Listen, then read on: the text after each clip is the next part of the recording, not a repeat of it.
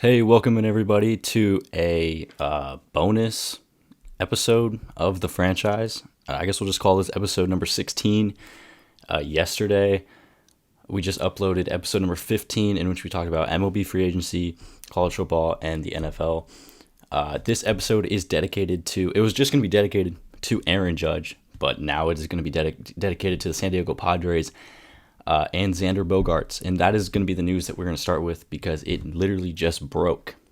The Padres are signing Xander Bogaerts to an 11-year contract worth $280 million. The first thing is, wow. He's getting a bag. And the Padres, I mean, there's a lot of stuff to talk about here. This is, first of all, this is one of the episodes that's not none of my episodes are scripted, but I'm not prepared for this at all. It's literally just happened 5 minutes ago. Xander Bogaerts, one of the best offensive hitting shortstops in the game of baseball. He's 30 years old. He's a 4-time All-Star, 5-time Silver Slugger. Last season, 15 home runs, 307 average. He slugged 456, OPS plus of 131. He had a 5.8 WAR on the season. Xander Bogaerts, offensively, is one of the best hitters in the game. You hit 300. His career batting average is 292. So he's one of the best hitters in the game, and especially at that shortstop position. So he gets himself a contract. He's 30 years old, so he will be a San Diego Padre until he is 41 years old. And that's a big contract for a guy like Xander Bogaerts, who right now is a shortstop, but as he moves on later into his career and gets older, will most likely have to move to either third base, maybe second base, or the DH spot. And when it comes to in terms of him being on the Padres, this is going to get very interesting. Machado signed that 10-year deal back in the 2018-2019 offseason. Signed that 10-year deal. He doesn't have an opt-out coming up within the next few seasons. So maybe he wants to opt out of that contract and get a new deal done with San Diego. Or it's just going to be interesting to see because obviously Machado is their third baseman right now. And Bogaerts is going to have to move off of the shortstop position at some point. They also have to pay Juan Soto in a few seasons. 2 years from now, he's still under contract with them. He's going to get a massive deal. And then obviously Fernando Tatis has a huge extension. So Tatis won't be playing shortstop anymore. It doesn't seem like it, especially with this contract to Bogaerts. If he's making this much money for the Padres, Tatis will most likely be moving to the outfield, probably center field or left field. Wow, this is very surprising to see. Xander Bogaerts gets a huge, huge contract with the Padres. They were in on Aaron Judge. So we'll move on. They were in on Trey Turner. They offered him a bigger deal than what he got with the Phillies, and then it appears that they were one of the finalists to get Aaron Judge. So Judge signs. This is the other big news from the day. Aaron Judge re-signs with the Yankees for 9 years, $360 million. And the Padres were one of the mystery teams and finalists to sign Aaron Judge. They offered him 10 years, $400 million, which is a crazy ton of money, obviously. And it's just, where are the Padres getting all of this money from? For Tatis, for Soto in a few years, for Machado, and now for Xander Bogaerts, and even to offer guys like Aaron Judge and Trey Turner. But Aaron Judge goes back to the Yankees. He will be there for the next 9 years. He will be the captain of the Yankees. And he will retire as a member of the Yankees. And if he keeps up what he's doing for the remainder of his career, he will get his number retired by the Yankees. It really did come down, though, to two teams.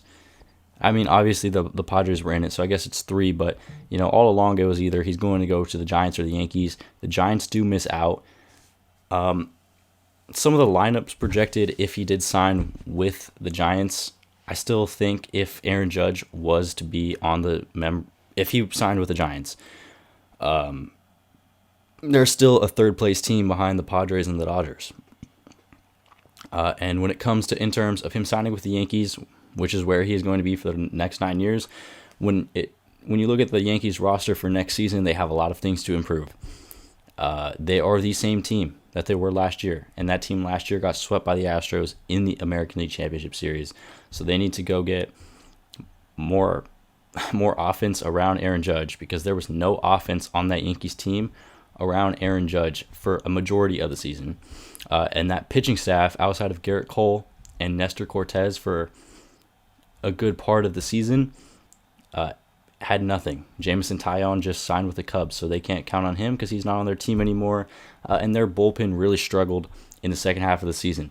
So the Yankees, they get Aaron Judge back. They get the guy that they needed to get, that they needed to have on their team. They get him back, but their team is not. It's not like they're bringing in Aaron Judge to the team that they had last year.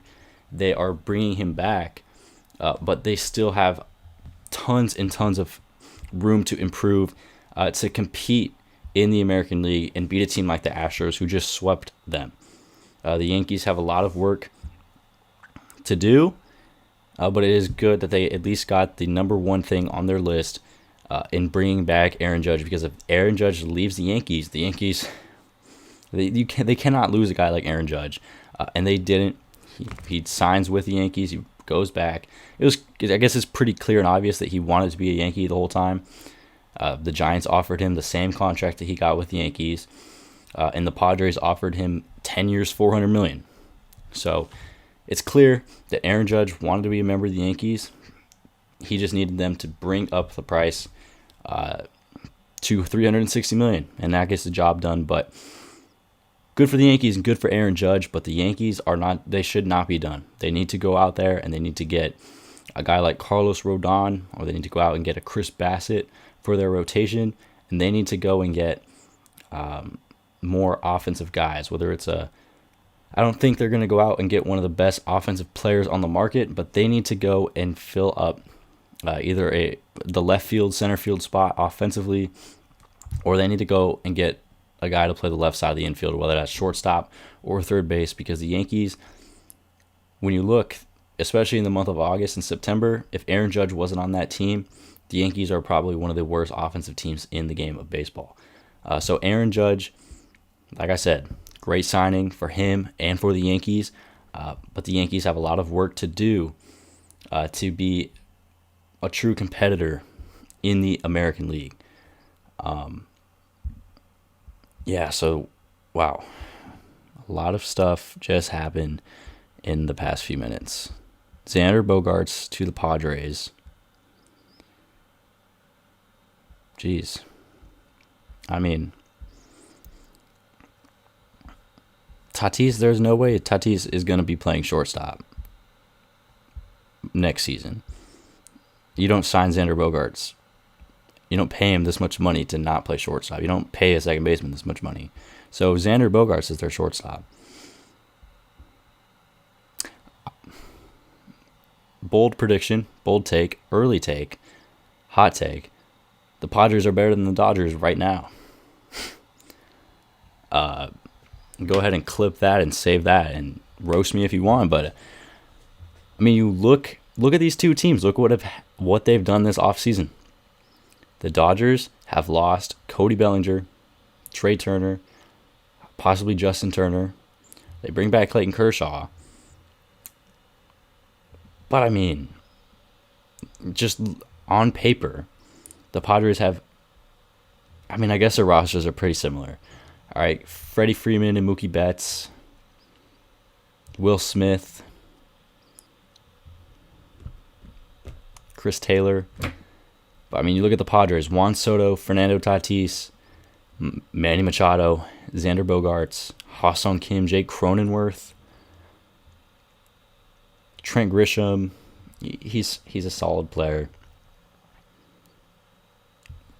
I think the Padres have a better team currently, right now, constructed roster than the Dodgers, just because the Dodgers have lost a lot of players so far this offseason, and they haven't replaced any of them. They're not going to go get Carlos Correa. It's already been said that they don't want to sign him because the fan base probably wouldn't like Carlos Correa.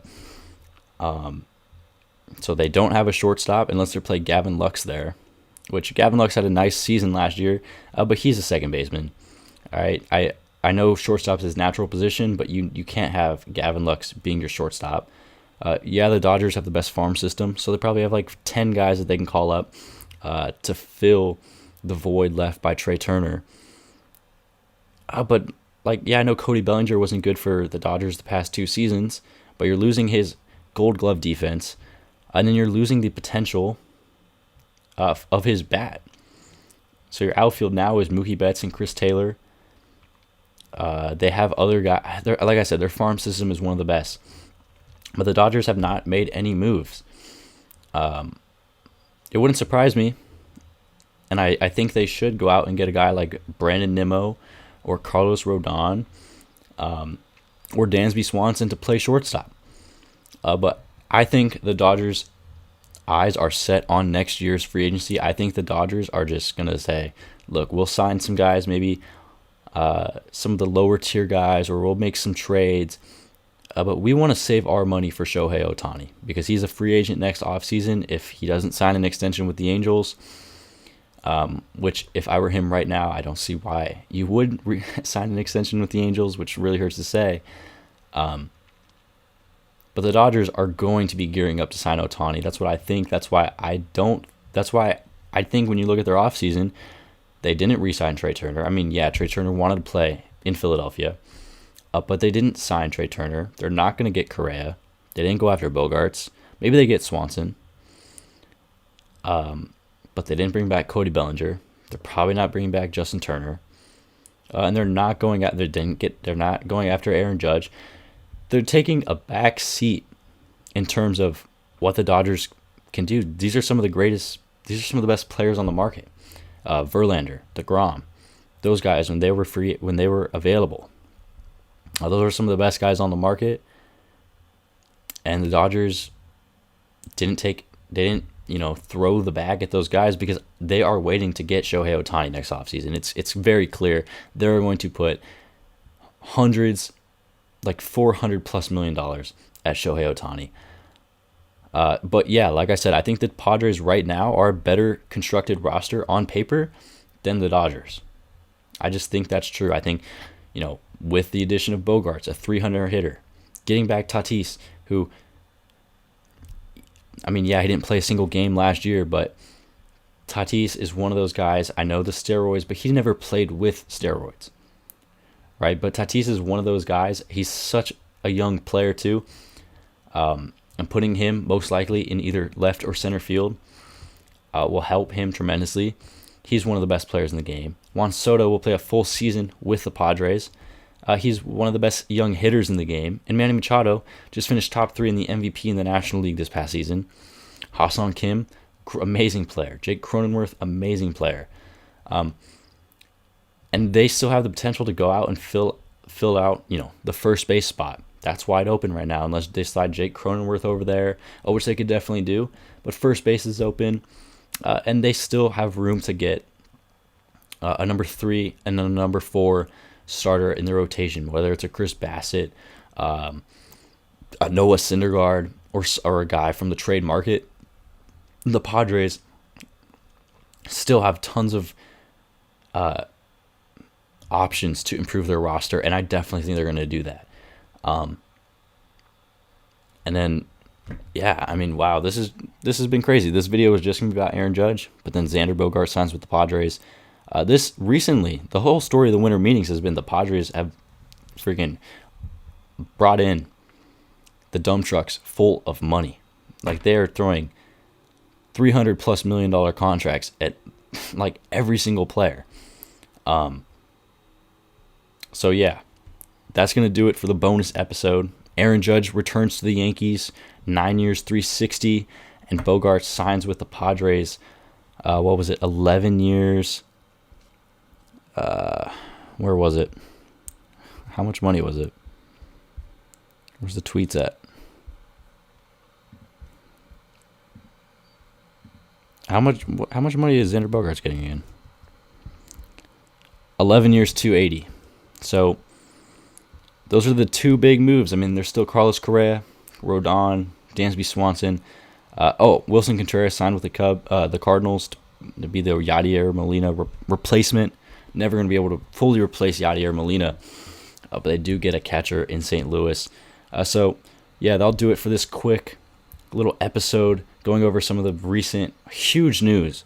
Aaron Judge resigning, Bogaerts going to San Diego. Stay tuned. We'll have a normal full episode of the franchise coming out soon. But this is just what a wild time at MLB free agency and in the off season. There's definitely gonna be a lot more moves to come within these next few days and next few weeks as we head towards the 2023 MLB season. That's going to do it. The podcast, the franchise, available on YouTube, Spotify, and Apple Podcasts. Go follow the Instagram at the franchise, the .franchise_, link in bio. See you guys later.